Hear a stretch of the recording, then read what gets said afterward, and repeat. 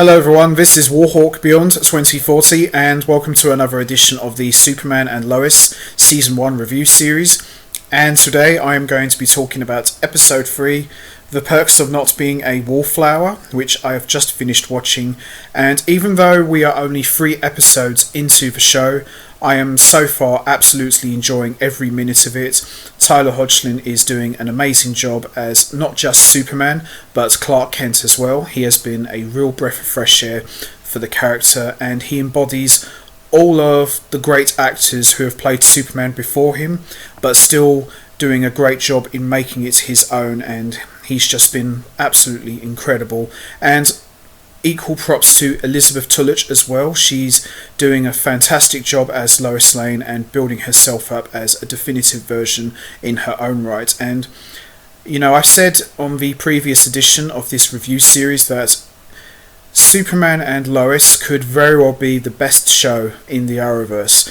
Now, I know that's a big thing to say because, you know, we've had lots of other shows who've been around much longer than this one, but if they stick to what they're doing, which is this sort of cinematic approach that they've been doing for the show, then they could very well be on their way to being the best show in the Arrowverse, because each episode that I've seen feels like a mini movie. The budget's really high, which I've said a couple of editions back. The score's very powerful. It just feels epic in every single way. And this episode was no exception, because the Superman action in this show just felt like a comic book. You know, it wasn't pansy or silly. It's like when you see Superman arrive on the scene, it's like, yeah, the Man of Steel is here and he's ready to do what he does best. And, you know, what can you really say? And, you know, my opinion could change. Maybe a couple of episodes later, maybe my opinion might change. But so far it hasn't, because 3 episodes in, I think we're well on our way to having a hell of a great show. So, what we've seen so far in the show is we've learned a little bit about who Captain Luthor is. We were treated to a quick flashback at the end of episode 2, where we saw from Captain Luthor's point of view, from his Earth, we saw an evil version of Superman, all clad in black, which, by the way, was an incredible moment, and we see him just vaporizing all of Captain Luthor's soldiers and the General, which was General Sam Lane from another Earth, and we see the evil Superman just wipe out everyone with his heat vision.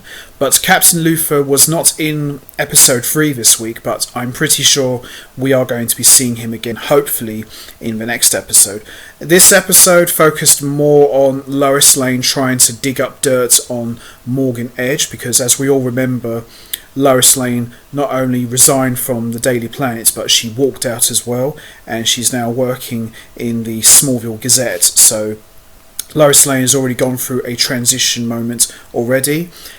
We've seen Jonathan and Jordan have already learned the truth about their dad being Superman, and that they could possibly have superpowers of their own. So, you know, it's a very different kind of Superman show. It isn't just about Superman saving Lois and fighting the bad guys and saving the day, which he does, but this Superman show is very different, because you're not only seeing Superman doing what he does best, but he's trying to juggle being a dad, you know, he's trying to juggle being a hero, husband, he's trying to juggle all these different things to try and be the best version that he can of himself. And I like it. It's a very different approach, because I was just expecting it to be another Superman show. Even though I absolutely love Superman and I love Lois Lane, I didn't want it to just be your generic Superman and Lois quote-unquote show. But this has been very different, and I'm really enjoying the direction that this is going in. And, you know, I've said before, the idea of Superman having kids never really appealed to me initially, but, you know, after having seen now 3 episodes, it works, and that's down to just good old-fashioned classic writing. And, you know, me and my friend have always said that a show is only as good as how it's written, and so far the way Superman and Lois has been written has just been nothing but top-notch, and, you know, I'm really looking forward to seeing what happens next. So, let's not waste any more time. Let's get right into it. Let's talk about episode 3, The Perks of Not Being a Wallflower. So we see the Kents are decorating their new house because the Kents have now moved to Smallville, and we see them just having typical family fun, mucking about with the paint and things like that. And we see Clark hears a bridge disaster in progress and just speeds off to save the day. And we see Clark later explain that his super hearing to the boys over breakfast and reminds them not to draw attention to themselves because of Jordan's powers. Now, as we all have seen so far, Jordan has displayed some little feats of his powers, but he's still trying to get to grips to it. And we saw in the last episode Clark take Jordan to the Fortress of Solitude, and the AI version of Jor-El basically explained that his DNA patterns and his powers will never be of a true Kryptonian. So, that obviously put a downer for Jordan because he thought he was just going to be exactly like his dad. So we got to see more of that on full display. We later see Clark is working on the farm and listens in, hearing Jordan gets bullied at school, and we see Clark show up in the nick of time before Jordan loses control.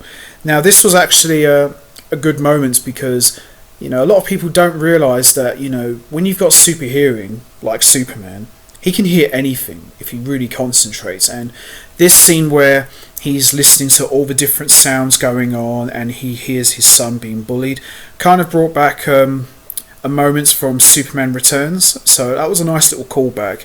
And the scene where Superman saved the bridge brought back epic memories of the first Superman movie with Christopher Reeve, where he's just lifting up the bridge with a big smile on his face, and we see like a guy on the boat saying, "Oh," and Superman just like nods his head. So classic Superman stuff, but not coming across as very pansy and Boy Scout mode. This was great stuff. So we see that Super Clark listening into his boys getting bullied does not go down well with him, and he later promises never to listen in on them ever again. We also see Lois struggling to get locals to talk to her, but someone from Carthage comes in to talk to her about her missing son and, of course, Morgan Edge. The woman believes her son met with foul play because of the opportunity Edge offered her. Outside, someone is spying on Lois, and later that evening, Lois's car mysteriously blows up outside this Smallville Gazette's office. We see Lois go to meet with her source in Carthage and agrees to find her hotel trashed.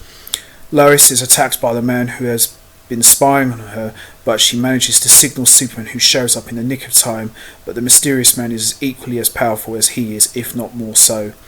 Superman manages to best him and then takes the barely alive source to the hospital. Now, this was awesome because when Lois signalled for Superman, he just burst into the room and we see him and this big guy just going at it, and this was just classic Superman action, and I absolutely loved every second of this, and it did feel like I was reading a Superman comic. And even though Superman is very powerful, this guy was just like powerful in a Doomsday sort of way, but not as ruthless as Doomsday. And you see like Superman is just pounding away at his face and he's just standing there with a big smirk on his face. So that was epic stuff. We also see Sarah breaks up with her boyfriend and also quits cheerleading.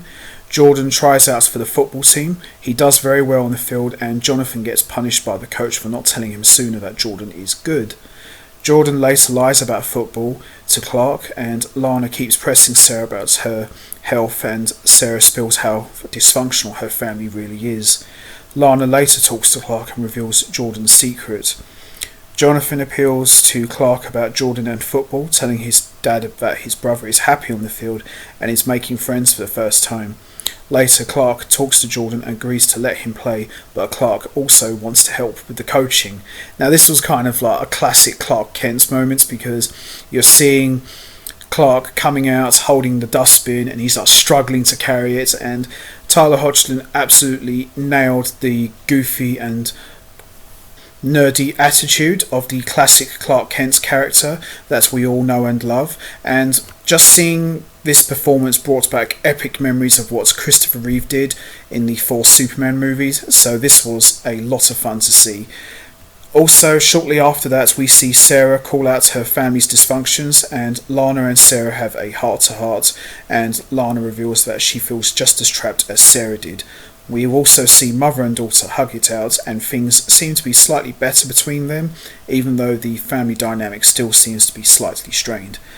The last shot we see is the guy who attacked Lois earlier is taken out by someone else who is also working for Morgan Edge, and we see it's the lady who is Morgan Edge's right-hand person, who is last seen in the last episode where Lois Lane quits for Daily Planet, and she blows up this guy's car and she just quietly walks away. And that's how this episode ends, and that wraps up my review of episode 3. Overall, excellent episode, and like I said, I am absolutely enjoying this show so far, and I'm really looking forward to seeing episode 3 and how things are going to unfold. So I'm going to wrap this up now. What did you think of the fight scene between Superman and this big guy? Did you enjoy it? And do you think we're going to learn more about who he really was? And who is the mysterious person that took out this big guy at the end of the episode, and she's referred to as Lara? Do you think we're going to learn more about her in the next episode? Or do you think that was just her one moment? And also, what was your thoughts on Lois Lane at her investigating reportive best? Do you think we're going to see more of that in upcoming episodes? And also, what were your thoughts on Jordan joining the football team? Could this work out to be a good thing, or could this turn out to be a dangerous moment? You know what to do, guys. Hit the like button, hit the subscribe button, leave your thoughts and comments down below, and I will be back next time for another edition of the Superman and Lois Season 1 review series, where I will be talking about episode 4, which I am very much looking forward to talking about. So until next time, take care everybody, and stay safe.